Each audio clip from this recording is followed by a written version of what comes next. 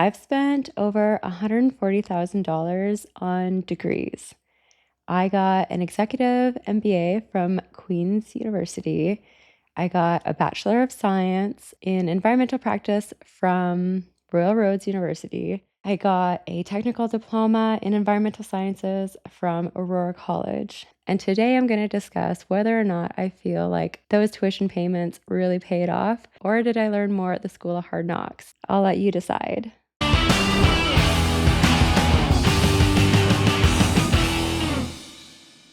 So once upon a time, I worked at an art gallery and I was the picture frame manager. And this art gallery was beautiful. It had all kinds of prints from Pangerton and Dorset, the famous northern prints that you see, and a lot of really famous artists. It had soapstone carvings from a ton of really well-known Inuit artists. And I enjoyed that job, but I started that job right out of high school. High school was pretty hard on me and just school in general. I barely graduated high school, and I couldn't really see myself diving right into college or university. I didn't know what I wanted to be when I grew up. I didn't know what I was doing. I couldn't decide what I wanted to do. So I decided just to work for a while. So I started picture framing and working at an art gallery right off the bat. And that wasn't really for me. And I met a friend of mine who introduced me to serving and bartending. And that experience was really good. That was actually one of the best times of my life was working at the Monkey Tree in Yellowknife. It was such a good group of people. We had so much fun. We worked hard, we partied hard, and Sunday Fun Day was literally the best, especially in the summertime. So in the north, all the bars are closed on Sundays. So that was our one day off where nobody worked and we would all just get together and do something fun, especially in the summertime. It was always a good time. We had like group camping trips. We would go out on a pontoon boat. The owner was just fantastic to the staff. And I liked bartending and serving. It was good while it lasted. You made really good money. We had amazing regulars. They always took care of us. You could walk out with 200 bucks cash. And generally, if you worked a Saturday day shift, you ended up just staying the rest of the night, or you go home and change and come back and join the night crew. So I really enjoyed doing that. And I met a lot of really cool people. I met a lot of really cool regulars that I'm still friends with to this day.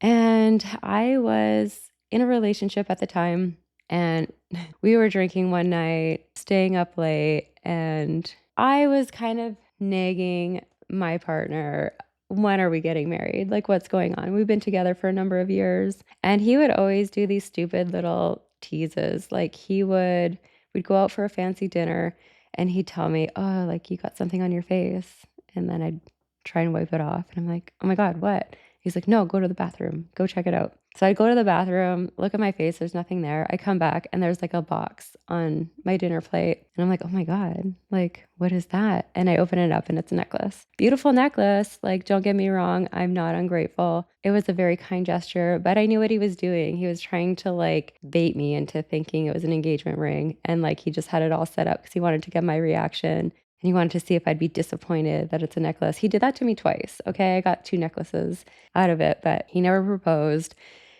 So this one night, I'm kind of nagging him, like, when are you going to ask me? What's going on? What are we doing with our relationship? And he thinks it's a good time to tell me, well, I'll never marry a waitress. Pardon me? Like, he's degrading me in a sense because I'm a waitress. As a waitress, I made up to $90,000 plus some. And I had a lot of time off during the day. It was hard work and you earned every penny that you worked for, but I was doing pretty good. I was making good money. And he's got the nerve to tell me that. And this guy's a drug dealer. Like, what are you doing with your life? And why am I begging you to marry me? But after he said that, it kind of made me a little self-conscious about what am I doing with my life? Like, is being a waitress good enough? It's long hours, it's late nights, it's really hard on your body. And yeah, you can make really good money, but it's hard work. And I really couldn't do that for like 10, 20 years. I couldn't see myself making a career of it. And after that comment, it kind of just put something in my head like, oh, maybe I do need to do more with my life. Maybe I should look at going to school, whatever. And because I was in a relationship, I didn't want to go to like Calgary or Edmonton or anywhere else where people were going to university. I didn't want to add extra pressure on the relationship, and I prioritized the relationship. So I started looking at different options, different programs I might be interested in. And I kept thinking of my high school teacher who brought the environmental studies program to the high school, and I loved it. And that was like my first intro to what is environmental sciences, what can you do with that type of education, where could you go, where could you work, and the types of opportunities that are out there. And I just kept thinking back to what I was taught through that course. And I figured, oh, I really want to do something like that. And there was a program at Aurora College in Fort Smith in the Wood Buffalo National Park, beautiful area. And it was about 8 hours away from where I was living at the time. And I figured, okay, like it's still distance, but at least it's closer and I could get home on weekends from time to time. And so I applied, I got in, I started taking that program, and I loved it. And the program was really geared to the mines. So the diamond mines were relatively new, and the program was really geared towards preparing you to be a technician, to work in that industry, and to have the skills that you would need to enter that field and hit the ground running. So I took the program. It was a 2-year program. And after I graduated, I started on with the government. I had applied to the mines, but in the meantime, I needed somewhere to work. So I worked in environment natural resources with the government in Northwest Territories. And I was doing that as an environmental analyst for a little while. And I really wanted to get on with the mines, but I applied and I got an interview and it was heading towards the next steps. And I thought I was getting on. And this was back in 2008 when kind of the recession hit. So the mine got back to me and said, we really wanted you for this position, but unfortunately, we've had a hiring freeze. Like, we're not allowed to offer any roles right now, but that could change, in the near future. So we're going to keep your resume on file. So I continued to work with the government. I was a little bummed that I didn't get on with the mines, but I kept working away. So the position came back around and I applied and got hired and started working up at the mines. And that was about 3 years, as you know, if you've listened to some of my other episodes. And I was laid off. And that was kind of jarring. That was kind of shocking. And it really didn't feel comfortable in that experience. And it made me want to finish my education. So I did the technical diploma. It was only 2 years. There was an option to go down to Lethbridge and finish off the degree for the full 4 years. But because of my relationship, I wanted to stay in the north. I wanted to start working. I wanted to prioritize the relationship. So I did not go down and finish the degree. And when I was laid off from the mines, that really shocked me and it kind of hit me like, I don't feel like I'm competitive in the workforce. I don't have a completed degree. I don't know what I'm going to do. I have all this pressure. I'm laid off and now I have all these bills. What am I doing? But I did get on with another mine, but I was not making I was making half of what I was previously making. And I really didn't like that. So I eventually left and went and studied at Vancouver Island University for a year. I was going to pursue a degree in psychology. I was going to figure everything out. I was going to help people. I was going to be an art therapist. I majored in psychology. I minored in art. I've always been interested in art and painting and drawing, and I did really well in high school. I think I finished all of the art classes by the time I was in grade 10. I took all of them. So it was something I was really passionate about, but I didn't really want to make into a career. And I was broke. I was making no money and I really didn't like it. Going from making, over 100K a year to making absolutely nothing and going into debt and studying and working hard and not really seeing where it was going to take me. So I thought, no, you know what? You're already skilled. You're an environmental scientist. You've got the skills. You've got the education. Let's get back into that. Let's continue that career, continue with what you know. So I got back on with the mines. And once I started working at Gachagua, I was like, you know what? I need to be more competitive in the job market. I need a little bit more security if this job doesn't work out, that I can get hired at other mines based on my experience. And if I up my education, then I'll be more competitive. So I applied at Royal Roads University to their Bachelor of Science program to finish off that degree. And while I was taking that degree, it was heavily focused on environmental sciences, but also sustainability. So that was my first introduction into sustainability and how that's integrated into environmental sciences and what that means. And I really enjoyed those classes. I had a really great professor. And funny enough, it was my professor from my sustainability courses who provided the job ad for the environmental management position in the Maldives.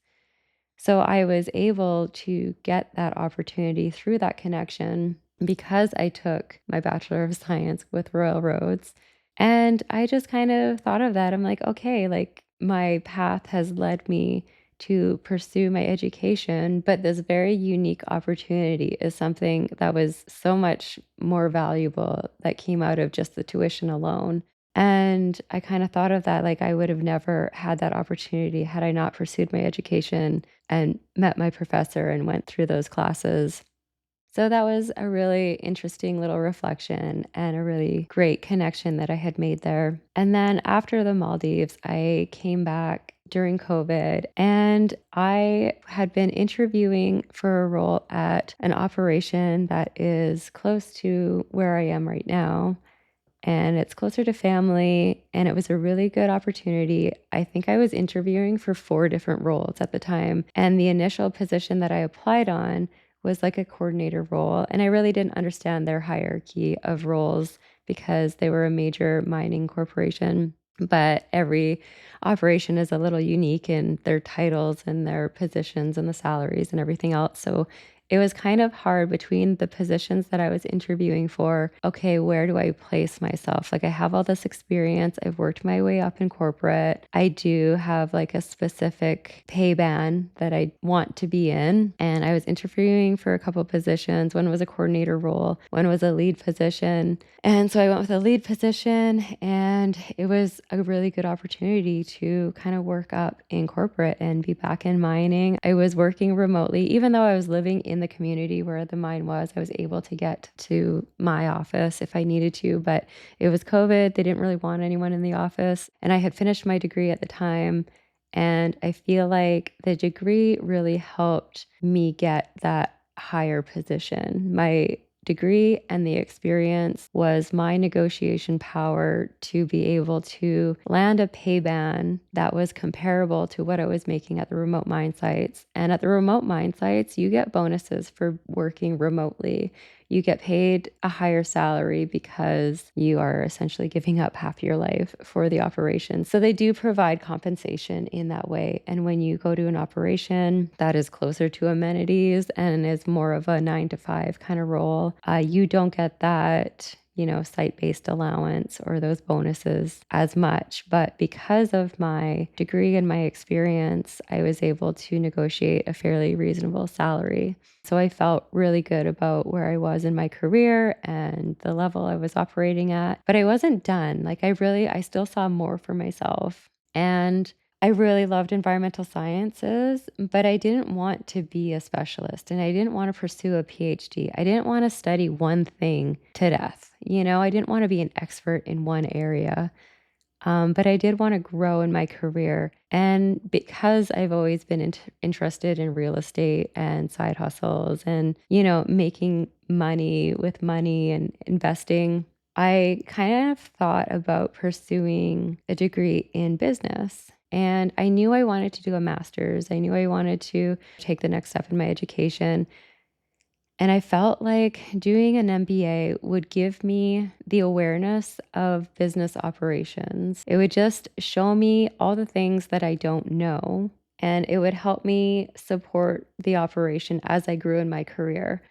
So I didn't want to be a technical specialist. I wanted to be more in leadership, more in management. And I wanted to kind of cater to what their stresses were, where their focus was. And I felt like pursuing an MBA would give me that insight into their world and be able to support them a little bit more. And when I was looking at different universities to pursue my MBA.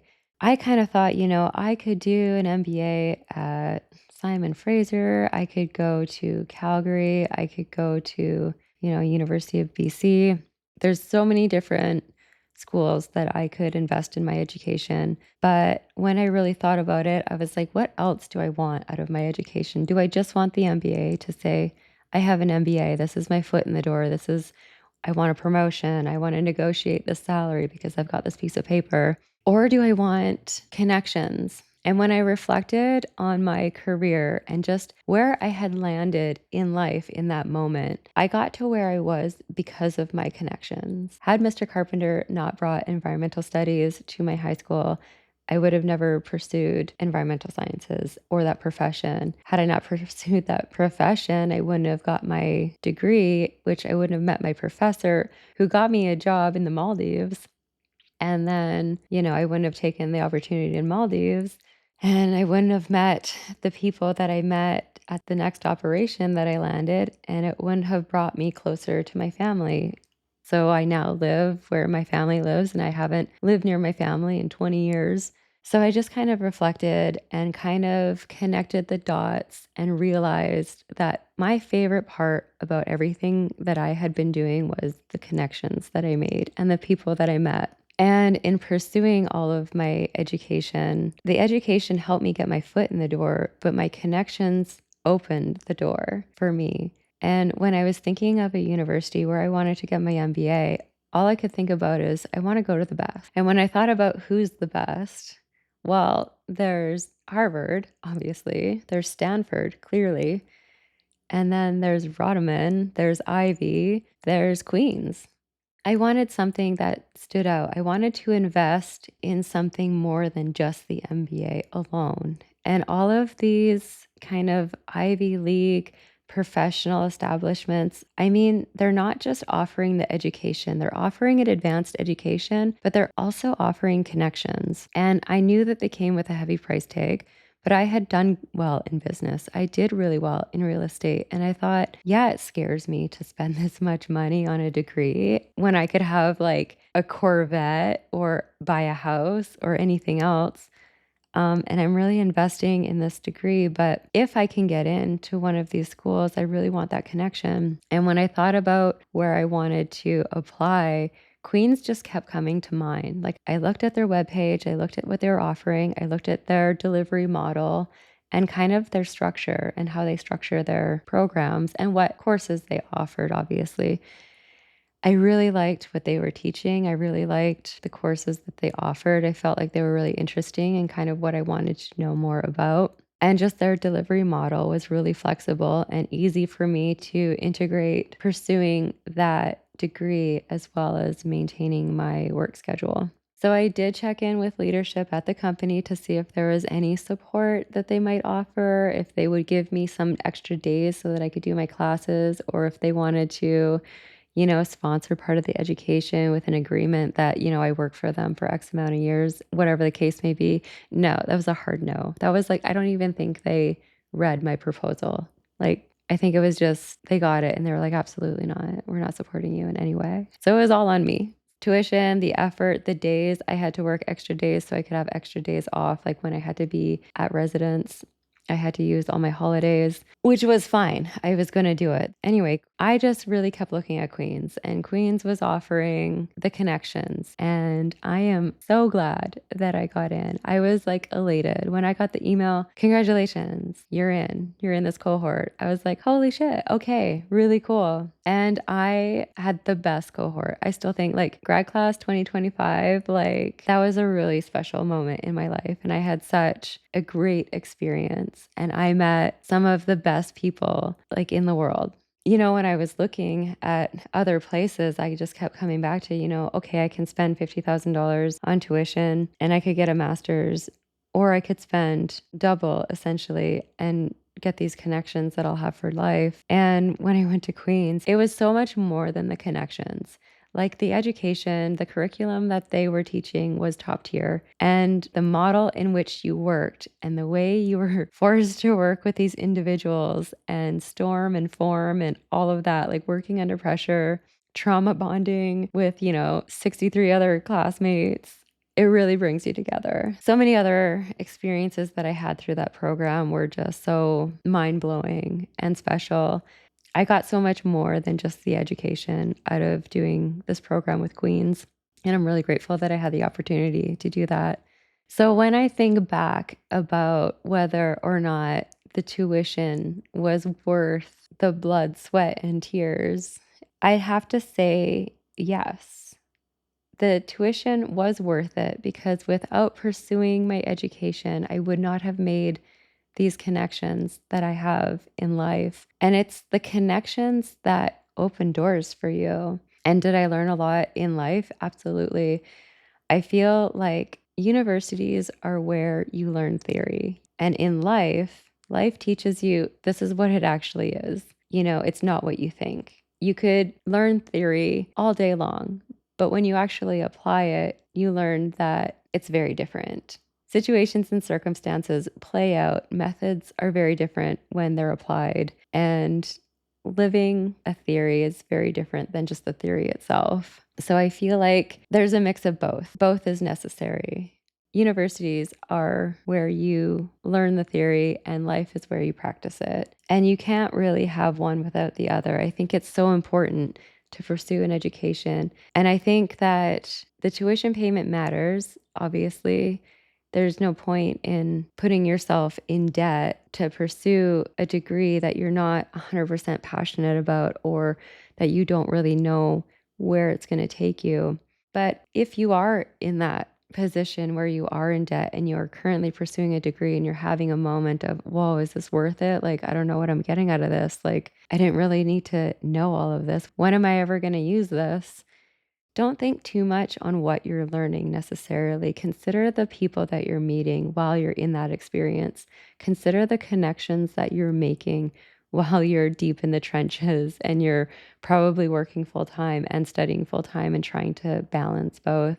Meet with your classmates, join those study groups, join the sports teams that are being offered. Connect with your alum and use those connections because at the end of the day, that's what you apply in life. It's everything that you've learned, yes, but it's also the people that you've met. And the lesson that just keeps coming back to me as I reflect on my experiences is never underestimate the power of connection. Never underestimate the power of meeting someone for the first time. And this is also kind of a lesson just in kindness. Be kind to people. You never know what they're experiencing, and you never know what part they're going to play in your life in the future. And I mean, one lesson we learn is, be nice to everyone because they could be your boss one day. But in reality, be nice because maybe there's someone that's doing exactly what you want to do and you want to ask them questions. Maybe there's someone that knows someone that's going to introduce you to your next opportunity. Always be kind, give people grace, and never underestimate the power of connections because you never know where your connections are going to take you. And yeah, looking back, were the degrees worth it? Absolutely. The degrees were worth it. It led to invaluable connections and it created incredible experiences in my life. So, with that, if you've enjoyed these lessons so far, please feel free to like, share, subscribe, and follow along for more.